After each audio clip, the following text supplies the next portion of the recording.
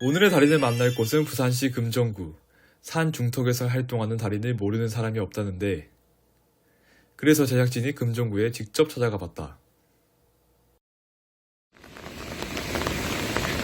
저기요. 저기요. 네? 혹시 이분 어디 있는지 아세요? 아, 이분 저쪽에 가면 있어요. 안내 드릴까요? 아, 네. 따라오세요. 따라오란다고 진짜로 따라가는 제작진.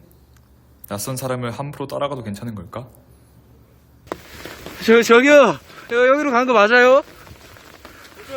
거의 다 왔어요. 거의 다 왔어. 빨리 따라오세요.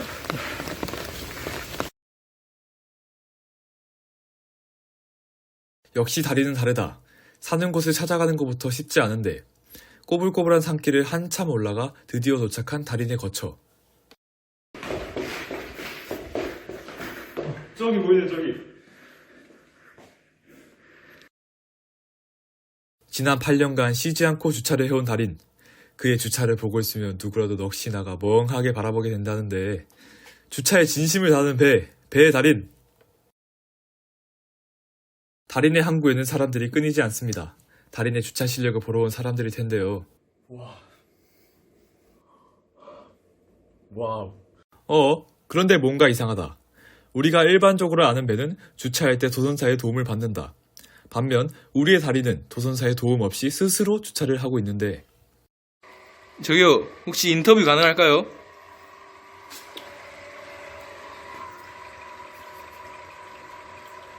갑작스럽게 찾아온 제작진이 버거워 보이는 달인. 사실 달인은 원래 이러지 않았다는데.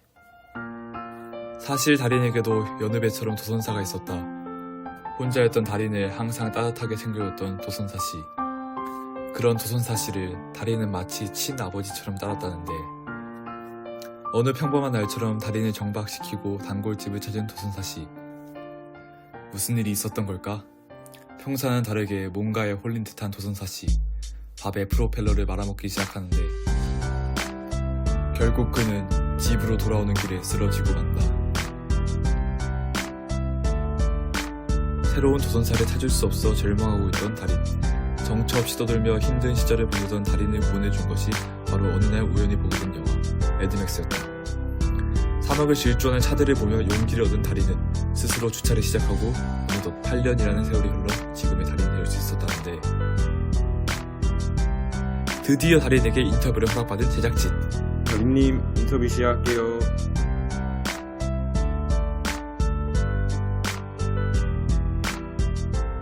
어딘가 불편해 보이는 달인. 건강에 뭔가 문제가 있는 건 아닐까? 지난 8년간 쉴 새 없이 달리기만 했던 달인인 만큼 힘들어 보이지만 달인은 멈출 생각이 없어 보이는데, 그의 건강이 무척이나 염려된다. 8년 동안 쉬지 않고 계속 달리기만 했다면 분명히 전원 쪽에 뭔가 이상이 있을 것 같은데, 한번 구조를 해서 살펴봐야 할 것 같습니다. 구조대원이 출동했지만 쉽사리 잡히지 않는 달인. 2시간의 사투 끝에 결국 구조에 성공한다. 검사를 받으러 온 달인. 과연 괜찮은 걸까?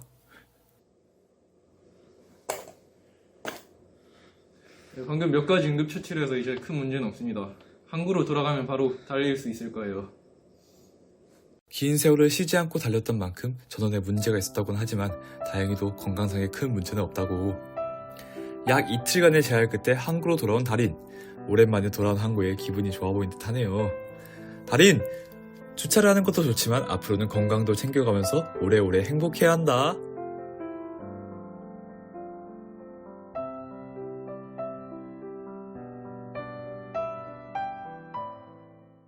네, 저희 연구에 대해서 간략하고 빠르게 설명해 드리겠습니다.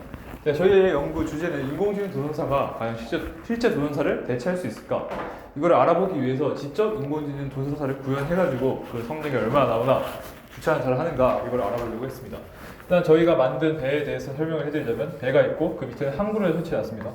풀장을 설치해서 항구를 해놨고, 여기엔 카메라가 있고 봇이 있는데 여기에 블루투스 모듈이 있습니다.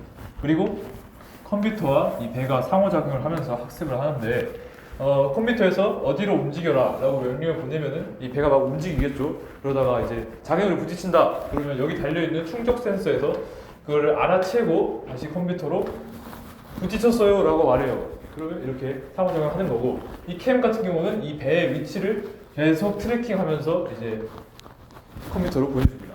자, 여기까지가 우리가 만든 배 그리고 아두이노의 그런 설명이었고, 인공지능 조선사 스스로 주차하는 배를 만들기 위해서는 인공지능을 만들어야겠죠. 그래서 저희가 만든 그 강하학습인데, 강하학습에는 두 가지 종류가 있습니다. 모델이 있는 모델 베이스드 강하학습과 이제 모델이 없는 모델 프리 레인포스 러닝이 있는데, 이 배 같은 경우는 사전 모델을 구성하기 어려운 그런 모델이었기 때문에 모델 프리 레인포스 러닝을 사용해서 진행을 했습니다. 그 중에서도 가장 대표적이라고 할 수 있는 Q 러닝 알고리즘을 구현했습니다. 자, Q 러닝에 대해서 설명하기 앞서서 강하학습에 중요한 그런 세 가지 파라미터가 있는데, S 파라미터와 파이 파라미터, 시타 파라미터가 있습니다. S는 현재 위치를 설정하는 상태 파라미터이고, 파이는 어떤 행동을 할 건지 행동 파라미터이고, 시타는 어떤 행동을 할 수 있는지를 알려주는 정책 파라미터입니다. 이 상태 파라미터가 결정되면 정책이 결정이 되고, 그리고 어떻게 움직일지에 대한 행동이 결정이 됩니다. 이런 과정으로 계속 결정을 하는 것이 강하학습의 그런 근간이라고 할 수 있고, Q러닝은 그 중에서 뭐냐? Q러닝은 입실론 그리드 알고리즘을 통해서 입실론 그리드를 통해서 행동을 결정합니다. 우선 아까 캠에서 상태를 결정한다고 했었죠. 상태가 결정되면은 거기에 맞는 정책이 나옵니다. 그래서 이 정책을 행동을 바꿔줘야 되는데, 이때 시그모이드 함수를 사용해서 행동을 바꿔줍니다. 그래서 이 행동이 결정되면은 이제 이 행동 파라미터랑 입실론 값을 봐가지고 이제 입실론 값에 따라서 그 행동이 랜덤하게 결정이 됩니다. 그게 입실론 그리디 그런 알고리즘이고, 근데 랜덤하게 결정될 수도 있고, 입실론에 따라서 그 Q 값이 가장 높은 걸로 결정이 될 수도 있어요. 그러니까 랜덤하게 움직인다면 지금까지 가보지 않았던 새로운 경로를 한번 도전해보는 것이고, 만약에 Q 값이 가장 큰 걸로 간다면은 지금까지 갔던 길 중에서 가장 좋았던 그 길로 간다는 말인데, 그러니까 이렇게 모험을 하거나 아니면 하지 않거나를 반복하면서 가장 효율적인 경로를 탐색하는 것입니다. 근데 아까부터 계속 Q값 이러면서 그 Q값이 클수록 좋다 이렇게 하는데, Q값은 이 Q러닝에 사용하는 그 가치를 결정하는 그런 가치 결정 함수입니다. 그래서 Q 펑션인데, 이 Q 펑션을 사용하면서 러닝을 하는 것이 Q러닝이고, 이제 Q 펑션으로 이제 가치를 결정하고 나면은 그 가치를 바탕으로 입실론 그리드를 통해서 가장 효율적인 경로를 찾아내는 것이 Q러닝이라고 할 수 있습니다. 그래서 저희는 이 Q러닝을 활용을 해서 강하우스 코딩을 했고, 그걸 알고리즘 그 아두이노와 접합을 시켜서 연구를 진행했습니다. 네, 이상입니다.